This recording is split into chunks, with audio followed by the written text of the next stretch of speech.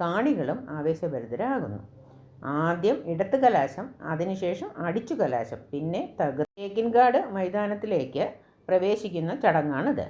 പാറമേക്കാവിൻ്റെ 15 ആനകൾ തെക്കോട്ടിറങ്ങി കോർപ്പറേഷൻ ഓഫീസിൻ്റെ മുൻപിലുള്ള രാജാവിൻ്റെ പ്രതിമയെ ചുറ്റിയ ശേഷം നിരന്നു നിൽക്കും.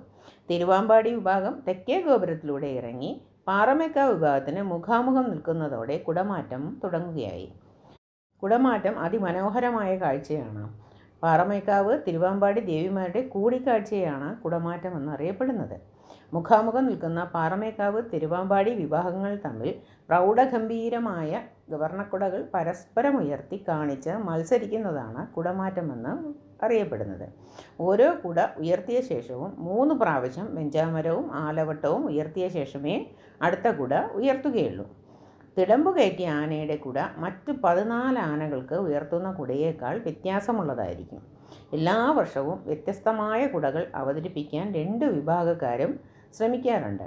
ഒരു ചെറിയ വെടിക്കെട്ടോടെ കുടമാറ്റം അവസാനിക്കുന്നു. ഇതോടെ പകൽപൂരവും അവസാനിക്കുന്നു. ഇനിയാണ് ആകാശവിസ്മയം തീർക്കുന്ന വെടിക്കെട്ട്.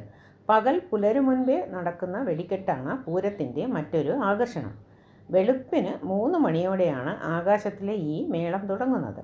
ശബ്ദമലിനീകരണ നിയമങ്ങളും തദ്ദേശീയർക്ക് വരുന്ന ബുദ്ധിമുട്ടുകളും പരിഗണിച്ച് വെടിക്കെട്ടിൽ കാര്യമായ മാറ്റങ്ങൾ കാലാകാലങ്ങളിൽ വന്നിട്ടുണ്ട്. ഈ അടുത്ത കാലങ്ങളിൽ ദൃശ്യത്തിനാണ് ശബ്ദത്തിനേക്കാൾ കൂടുതൽ പ്രാധാന്യം. തിരുവാമ്പാടി ഇവിടെ ഔപചാരികമായി പൂരം ചടങ്ങുകൾ സമാപിക്കുന്നു.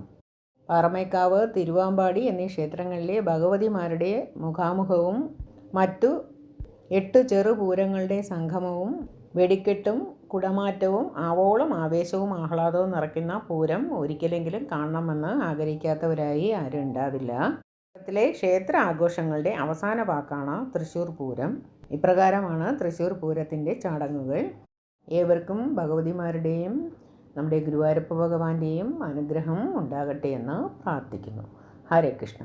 സർവം കൃഷ്ണാർപ്പണമസ്തു.